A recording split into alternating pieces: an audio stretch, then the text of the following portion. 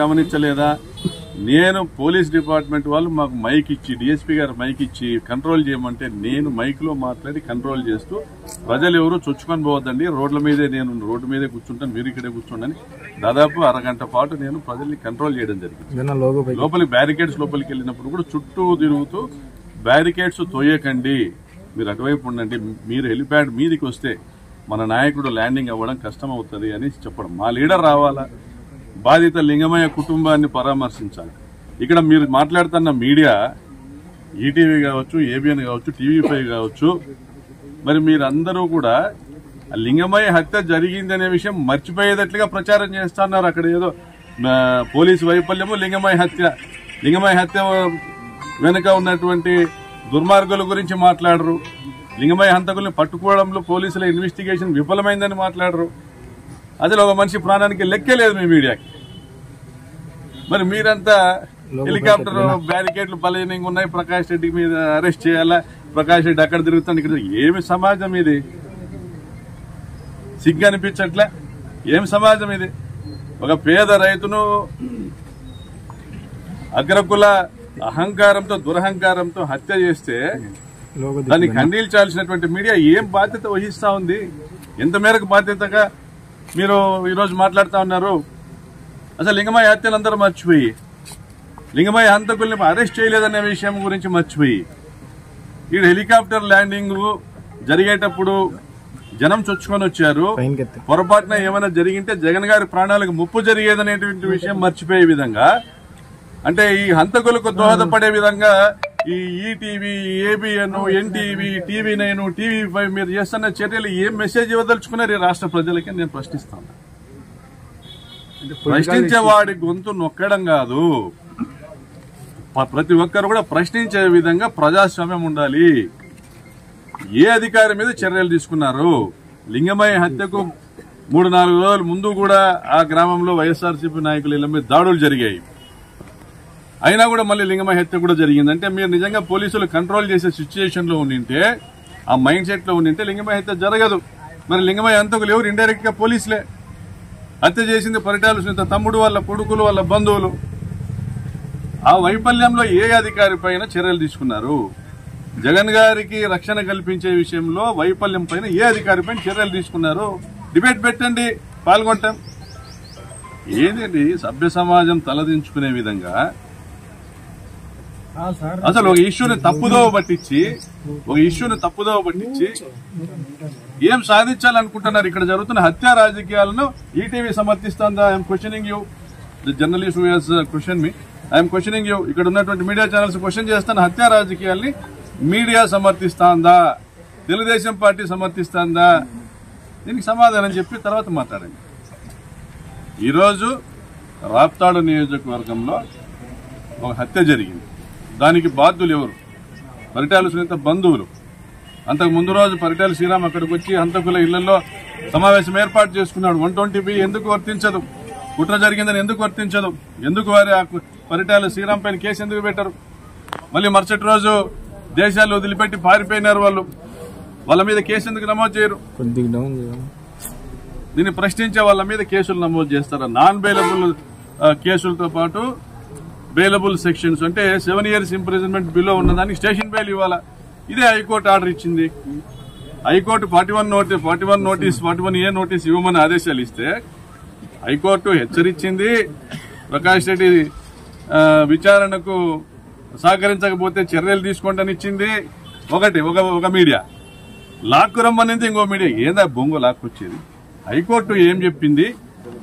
అక్కడ ఉన్నటువంటి public prosecutor, sir మాకు సంబంధించినటువంటి నిందితుడు విచారణకు సహకరించకపోతే మేము ఏం చేయాలంటే do as per your rules, మీకున్నటువంటి పోలీస్ గైడ్ లైన్స్ ప్రకారం చేయమని చెప్పారు. మీరు అది 41A నోటీస్ ఇచ్చిందనేది పక్కన పెట్టి మీకు ఏం కావాలో అది మీరు రాసుకుంటున్నారు. ప్రజలు గమనిస్తా ఉన్నారు. చంద్రబాబు నాయుడు గారు వచ్చిన తర్వాత ఈ రాష్ట్రంలో లా అండ్ ఆర్డర్ లేదు. అనంతపురం జిల్లాలో హత్యా రాజకీయాలు, దోపిడీలు, దుర్మార్గాలు, దౌర్జన్యాలు జరుగుతూ ఉన్నాయి. ప్రజల్ని మోసం చేసి అధికారంలోకి వచ్చారు. 100 హామీలు ఇచ్చారు. ఇంటింటికి లక్షల రూపాయలు, నీకు 15,000, నీకు 15,000, నీకు 15,000, నీకు 18,000 అనే రకంగా తప్పుడు కూతల హామీలు నమ్మి మోసపోయిన ప్రజలు వెనక్కి తిరగబడుతూ ఉన్నారు. అందులో భాగంగా లింగమయ్య హత్య జరిగింది. లింగమయ్య హత్య జరిగితే ప్రజలు తిరగబడినారు. జగన్మోహన్ రెడ్డి గారు వచ్చినప్పుడు మీరు కంట్రోల్ చేయలే. వైఫల్యం పోలీసులది. అంతేనా? రెండవ తేదీ క్రైమ్ నెంబర్ 14/2025 అని, అంటే ఈ కేసు రామగిరి పోలీస్ స్టేషన్లో రిపోర్ట్ చేయడం జరిగింది. గౌరవ ప్రతిపక్ష నాయకుడు ex chief minister of Andhra Pradesh Shri YS Jaganmohan Reddy గారు వచ్చినప్పుడు హెలిప్యాడ్ పైన కొంతమంది దాడి చేసి హెలికాప్టర్ను వెలిపోయేటట్లు చేసి బై రోడ్డు వెళ్లారు. దీంట్లో కుట్రకోణం ఉందా అనే క్రమంలో కేసు కట్టడం జరిగింది. ఎందుకంటే పోలీసులు బ్యారికేడ్లతో తోసేయటం, పోలీసు అధికారులని, పోలీసు సిబ్బందిని చిన్న గాయాలు చేయటం జరిగింది.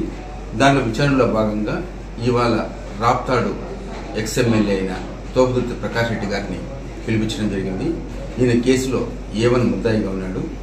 ఆయనకు మేము పోలీసు నోటీస్ ఇవ్వడం జరిగింది. 12వ తేదీ లోపల రమ్మని. దానికి అనుగుణంగా ఈరోజు వచ్చినారు.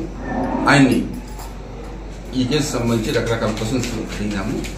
కొన్నిటికి ఆన్సర్ కొన్ని చెప్పినాడు, చాలా వరకు ఇంకా తెలియదని చెప్పినాడు. దానికి తగిన డాక్యుమెంటరీ ప్రూఫ్స్ అవన్నీ కూడా చూపించాము, వీడియోలు చూపించాము. కొంతమందిని దీంట్లో ఎవరున్నారంటే కూడా ఐడెంటిఫై చేయలేకపోతున్నారు. వీటిపైన విచారణ చేసినాము. ఇంకా ఫర్దర్గా చాలా ఎస్టాబ్లిష్ చేసే అవకాశం ఉంది. దీన్ని ఇంకా అవసరమైతే ఇంకోసారి కూడా పిలిచి దీన్ని ఎస్టాబ్లిష్ చేస్తాం.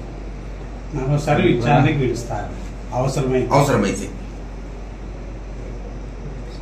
సంఘటన కొన్ని క్వశ్చన్స్ కు చెప్పినాడు, కొన్ని తెలియదని దాంట్లో వేసినారు.